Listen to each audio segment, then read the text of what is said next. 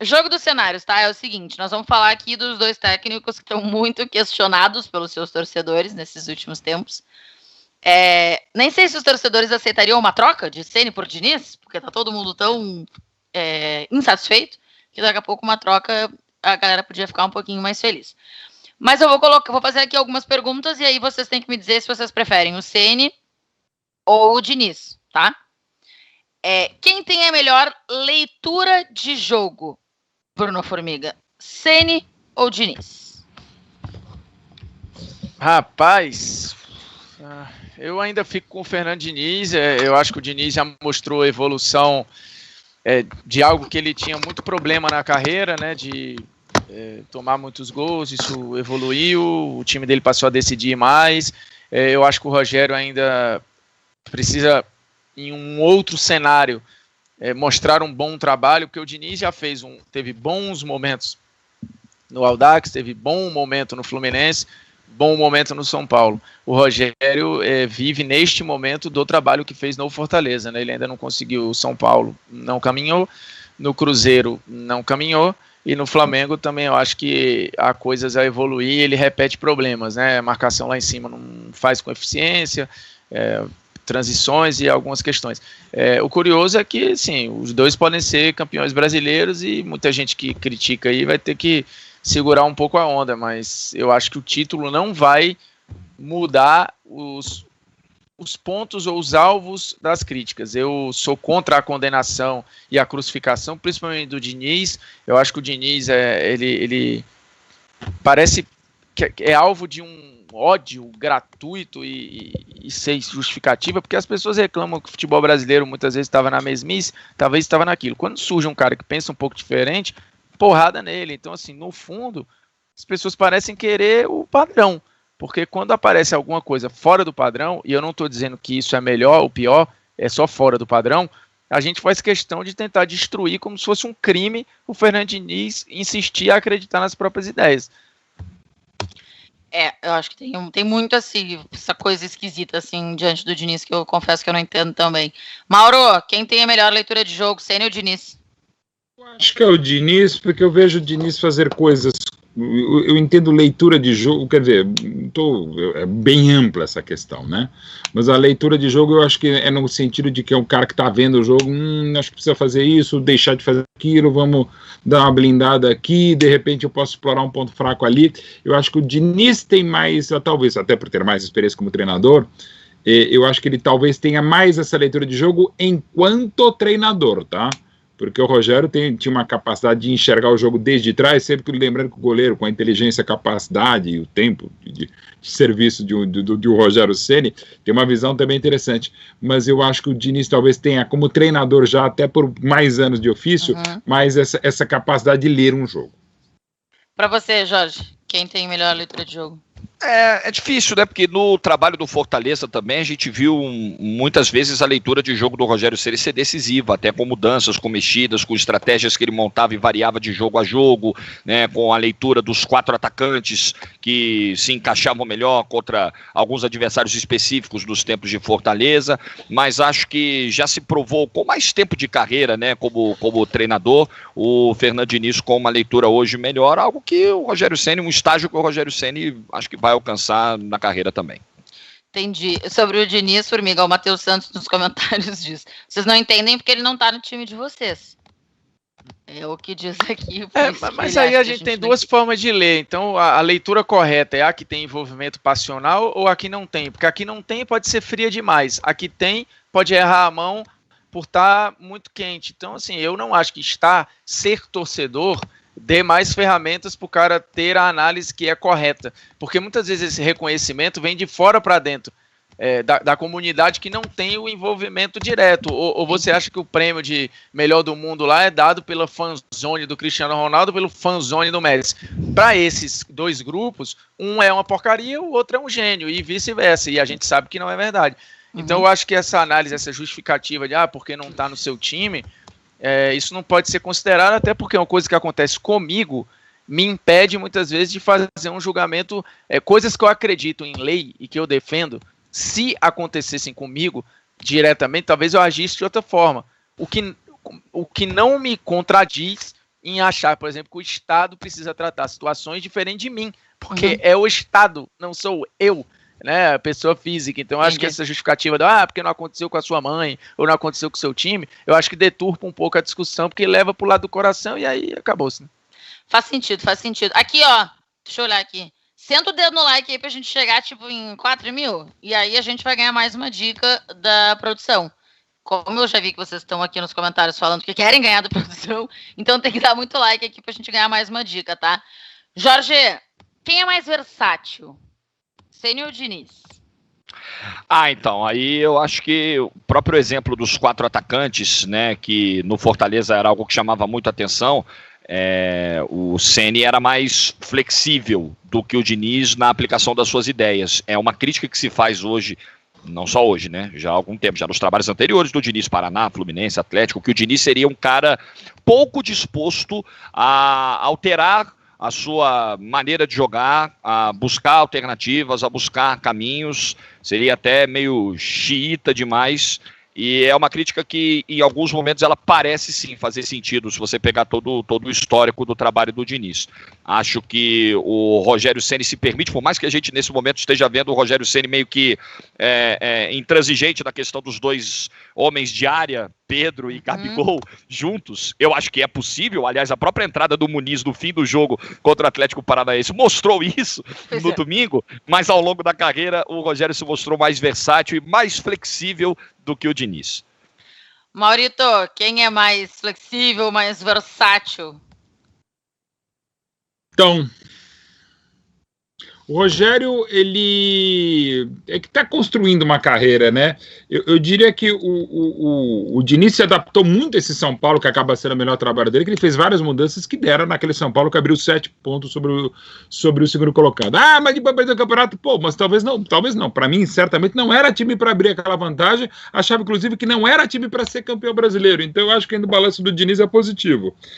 Mas eu diria que talvez o Rogério está se adaptando mais às circunstâncias do que o Diniz, né? O Diniz tem aquelas questões do jogo apoiado, da série de trás, tal. Ele não é tão inflexível como as equipes dele parecem, mas eu acho que o Rogério tende a ser mais versátil. Talvez ainda não tenha conseguido, mas eu acho que o Rogério é mais...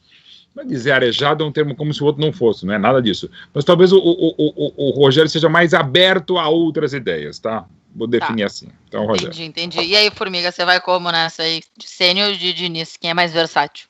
Rapaz, vocês que são bem teimosos, eles, né? Assim, é difícil essa pergunta aí, viu? Quero dizer pra vocês que tem uma pergunta que é quem é mais teimoso. Todos! O treinador tem que ser aí teimoso. É empate, viu, eu acho. Cara, versátil. Eu ainda vou no Diniz, assim. Eu acho que o Diniz, ele improvisou mais nomes, eu acho que ele usou mais modos, e o Rogério... Ele usou mais modos? Eu acho que sim, assim, se a gente pegar pessoas para fazer a saída de bola, maneira de atacar, até maneira de se defender, no próprio São Paulo, em determinado momento, ficou um time mais sentadinho lá atrás. O Rogério, eu acho que ficou muito refém lá do 4-2-4, dificuldade de sair daquilo, principalmente Fortaleza. No Flamengo, claro, ele acaba fazendo outras situações, mas eu não sei se ele é tão versátil. O fato dele negar que Gabriel e Pedro podem jogar juntos, eu acho que é uma forma de pouca flexibilidade. É verdade. E com caras que eram para... Se tem jogador que é para fazer o cara ser flexível, são jogadores desse nível, né? Tipo, os bons, né? Ser flexível com ruim é osso, mas com bom é mole. Exatamente. Mauro, começo essa com você, porque essa é fácil. Quem é mais teimoso?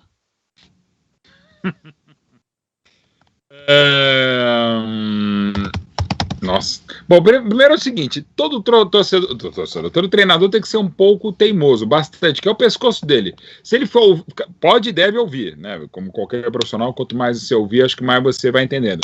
Mas você tem que decidir pela sua cabeça, né?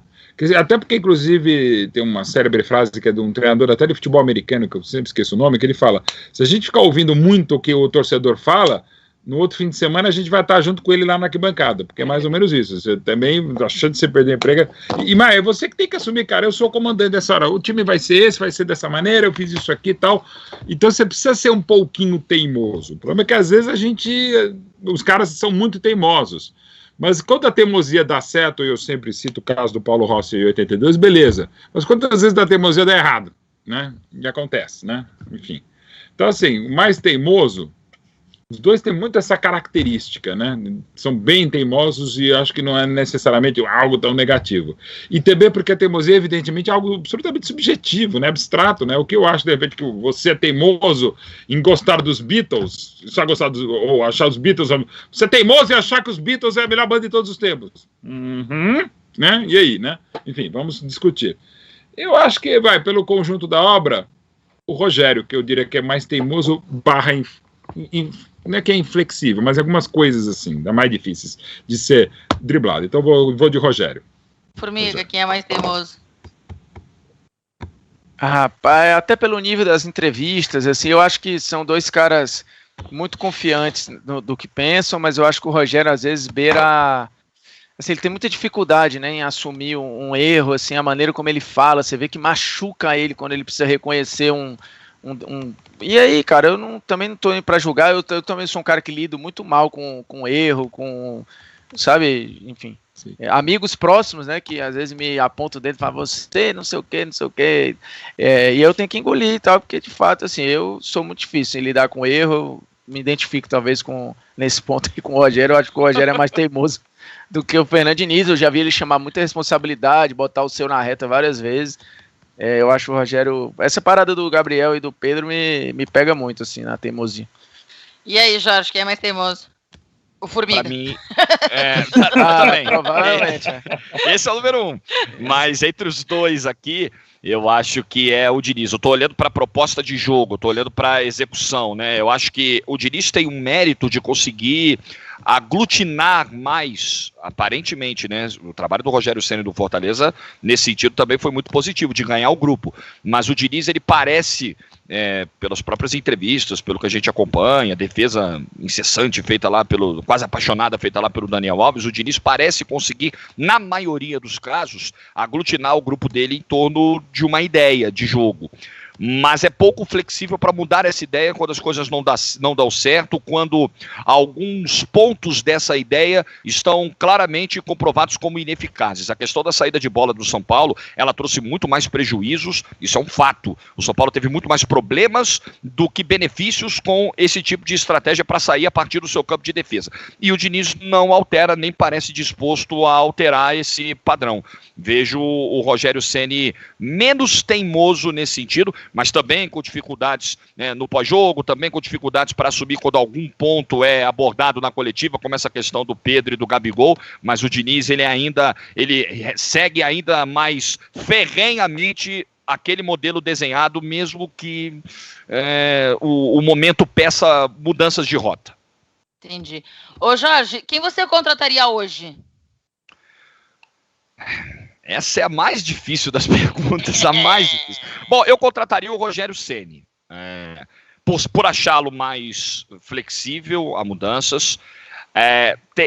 Tem um ponto que me preocupa, e aí isso eu deveria avaliar bem como gestor, de acordo com o elenco que tenho nas mãos, que é justamente essa questão do dia a dia, dependendo do tamanho dos caras, e o Rogério é um cara gigante na carreira, multivencedor, mas ainda iniciando uma trajetória como treinador, e a passagem dele do Cruzeiro nesse sentido foi problemática, no Flamengo também, mas acho que o Rogério, em termos de dia a dia, eu conversei com muitas pessoas, o Formiga também, do dia a dia do Fortaleza, da época do Rogério Ceni por lá, e a contribuição que o Rogério te dá vai muito além do campo. Imagino que o Diniz também no dia a dia seja um cara importante para os rumos do clube, né?